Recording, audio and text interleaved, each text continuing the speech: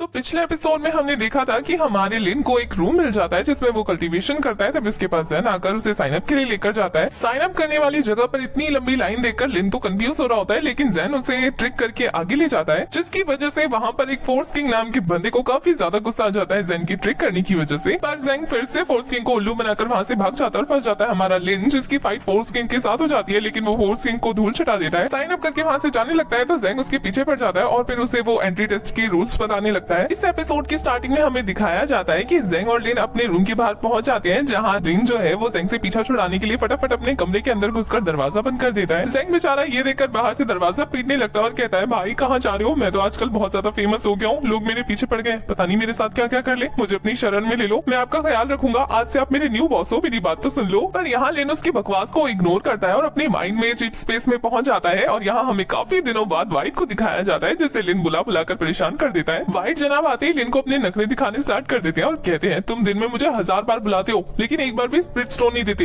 ये थोड़ी ना कोई बात हुई। अभी लिन अपने पास से स्पिरिट स्टोन की पोटली निकालता है और उसे दिखाते हुए कहता है, मुझे एक एंट्री टेस्ट देना है, लेकिन मेरा ये शॉर्ट ब्लेड काफी ज्यादा छोटा है और इसका ग्रेड भी काफी लो है, तो मुझे तुम्हारी मदद चाहिए इसको हाई ग्रेड का और काफी पावरफुल बनाने के लिए, तो हेल्प करोगे? नेकी और पूछ पूछ व्हाइट फटक से मान जाता है और अपने पास से एक एनर्जी बॉल निकालता है, जिसमें से एक मशीन बाहर आती है और वो कहता है कि इस सिस्टम स्पेस में टूल रिफाइनिंग का फंक्शन है, तो तुम इसमें जब अपनी ब्लेड डालोगे ना तो वो काफी ज्यादा पावरफुल वेपन बन जाएगा। और फिर व्हाइट लिन को उसका वो शॉर्ट ब्लेड उस मशीन में डालने के लिए कहता है। लिन ऐसा ही करता है, अपना शॉर्ट ब्लेड उस मशीन में डाल देता है। उसके बाद व्हाइट कहता है कि अब इसमें कुछ रिफाइनिंग मटेरियल डालो जिसमें से ऑरा निकले, लाइटनिंग ऑरा होगा तो काफी ज्यादा अच्छा होगा, वो जो थंडर क्रिस्टल तुम्हें ओयांग ने दिया था ना वो वाला इसमें डाल दो। लिन ऐसे ही करता है, अपने स्पेस स्टोरेज ब्रेसलेट में से वो थंडर क्रिस्टल निकाल कर उस मशीन में डाल देता है। व्हाइट उसे बताता है कि इस थंडर क्रिस्टल की मदद से तुम्हारे वेपन को लाइटनिंग प्रॉपर्टी भी मिल जाएगी। उसके बाद दिखाया जाता है लिन के सामने एक सिस्टम ओपन होता है जिसमें उसे वेपन का लुक चूज करना था, तो व्हाइट उसे कहता है कि जैसे तुम्हारे वेपन की क्वालिटी है तुम्हें एक हैंडसम सा लॉन्ग स्वॉर्ड चूज करना चाहिए। लिन उस स्वॉर्ड को चूज करता है। उसके ऐसा करने के साथ ही वो टूल रिफाइन करने लगता है, जिसकी वजह से व्हाइट और लिन को काफी झटके महसूस हो रहे होते हैं। और यहाँ लिन की लॉन्ग स्वॉर्ड तैयार हो जाती है, जो कि एक एनर्जी ब्लास्ट के साथ उन दोनों के सामने आ जाती है और इंसाइक्लोपीडिया उसे प्रेजेंट करते हुए कहती है, ये रश थंडर स्वॉर्ड एक येलो लेवल का वेपन है, इसके पास लाइटनिंग की पावर है और ये काफी ज्यादा टफ है, साथ ही इसमें बहुत ज्यादा एब्जॉर्बिंग एबिलिटी भी है। वो रश थंडर स्वॉर्ड लिन के हाथों में आ जाती है। लिन उस स्वॉर्ड को देखकर कहता है, ऑब्जर्विंग स्किल्स। ये देखकर इंसाइक्लोपीडिया उसे बताती है कि हाँ, इसके पास चांस होगा अपने ओपोनेंट के अटैक को ऑब्जर्व करने का और फिर वो ऑब्जर्व की हुई अटैक को कन्वर्ट कर देगी अपने स्पिरिट पावर में। पर अगर आपके एनिमी की पावर आपसे ज्यादा हुई तो इसकी ऑब्जर्विंग पावर कम हो जाएगी, और अगर आपके एनिमी की पावर कम हुई तो इसकी ऑब्जर्विंग पावर हाई हो जाएगी। लिन अपने वेपन को चेक कर रहा होता है, उसके साथ प्रैक्टिस कर रहा होता है और यहाँ व्हाइट जनाब आराम फरमा रहे होते हैं। तभी लिन अपने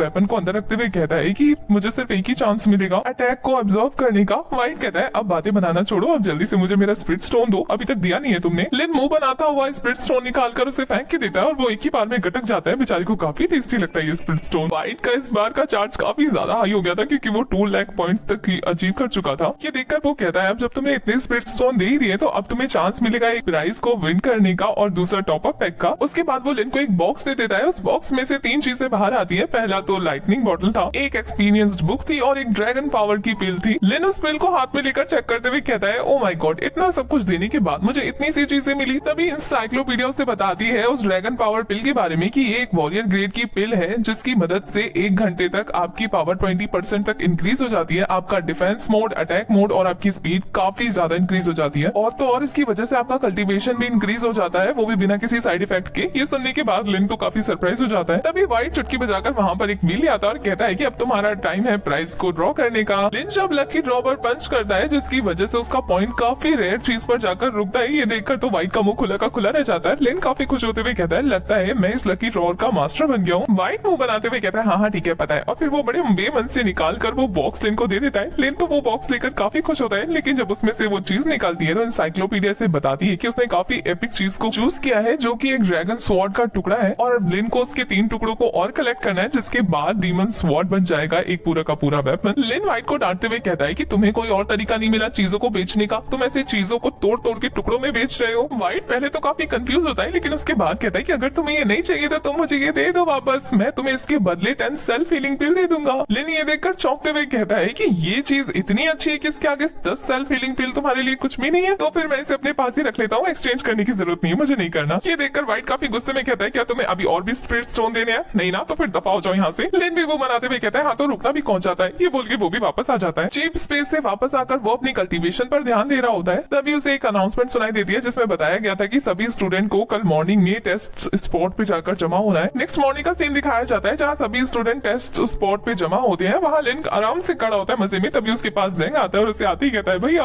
लिन उसे देखता है तो डर जाता है और कहता है तुमने मुझे ढूंढा कैसे? मैं तो तुमसे छुपा पड़ा था ना, मुझे तो यकीन नहीं आ रहा तुमने मुझे ढूंढ कैसे लिया। जेंग कहता है मैं तो ढूंढूंगा ना, आपका चार्म ही इतना प्यारा है कि मैं अगर 1000 मील दूर से भी अगर आपकी फ्रेग्रेंस सूंघूंगा ना तो आपको पहचान जाऊंगा। लिन को उसकी बात पे भरोसा नहीं होता और वो कहता है क्या तुम सच बोल रहे हो? तो वो कहता है हाँ, और फिर वो उसे कहता है कि आप इतने दिनों से अपने रूम में प्रैक्टिस कर रहे थे, कैसे?